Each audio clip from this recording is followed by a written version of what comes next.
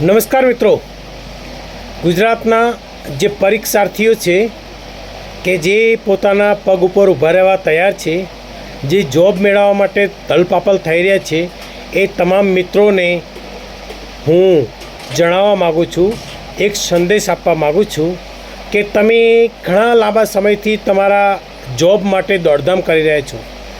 ઘણા લોકો તાલીમ લઈ રહ્યા છે, ઘણા કોચિંગ ક્લાસમાં જાય છે.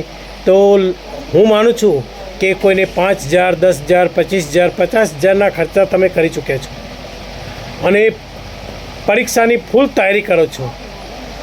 પણ જ્યારે તમે પરીક્ષા આપવા માટે પરીક્ષા કેન્દ્ર ઉપર પહોંચો છો અને ત્યારે એવા સમાચાર મળે કે પેપર ફૂટી ગયું.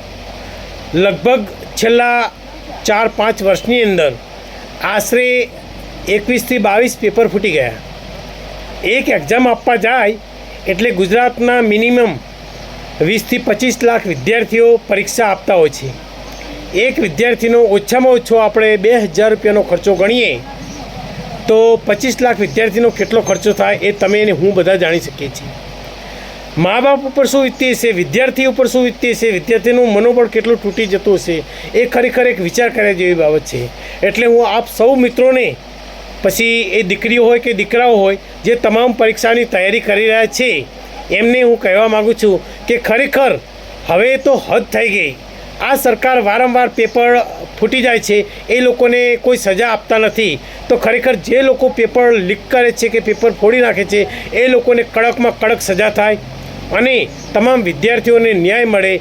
એના માટે આપણે કંઈક તો કરવું જ પડે.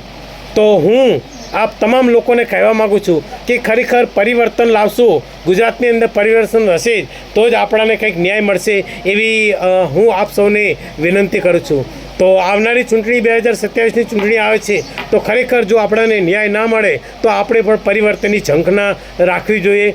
અને હું આ વિડીયોના માધ્યમથી આપ સૌ લોકોને કહેવા માગું છું કે ખરેખર 2027ની ચૂંટણીમાં આ લોકોને બતાવવું જ પડે કે તમને ખરેખર આજના યુવાન પ્રત્યે કોઈ લાગણી નથી, કોઈ પ્રેમ નથી, કે કોઈ પગભેર બને કે કોઈ જોબ કરતા થાય એના માટે કોઈ લાગણી નથી. તો ખરેખર અમારે પણ અમારી રીતે પગભેર થવું છે, એટલે અમે હવે પરિવર્તન ઝંખીએ છીએ. તો 2027ની ચૂંટણીમાં આ લોકોને ખરેખર બતાવવું પડશે.